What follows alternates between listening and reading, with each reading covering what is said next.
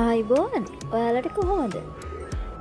අද යමුද කොහොම තෙල් වලින් කෘමිනාශකයක් හදාගන්න. අපි මේ කෘමිනාශකය හදාගන්නේ මුලින්ම වතුර මිලිලීටර් 500කට. අපි වතුර මිලිලීටර් 500 කොටසට කොහොඹ තෙල් තේ හැන්දක ප්‍රමාණයක් දාගන්න ඕනේ.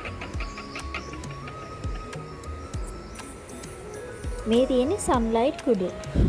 සන්ලයිට් කුඩු දාද්දී තේ හැන්දෙන් භාගෙට චුට්ටක් අඩුවෙන් තමයි අපි සන්ලයිට් කුඩු දාගන්න ඕන.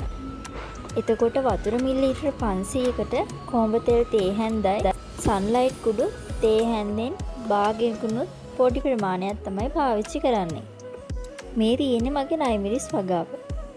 දැන් නම් මේ ගස් ලොකුයි.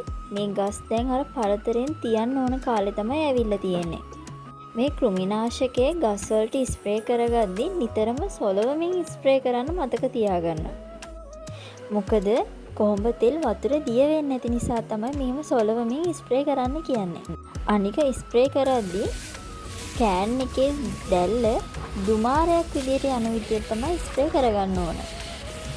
ගසේ යටි පැත්තට වගේම උඩු පැත්තට හොඳින් ස්ප්‍රේ කරගන්න මතක තියාගන්න.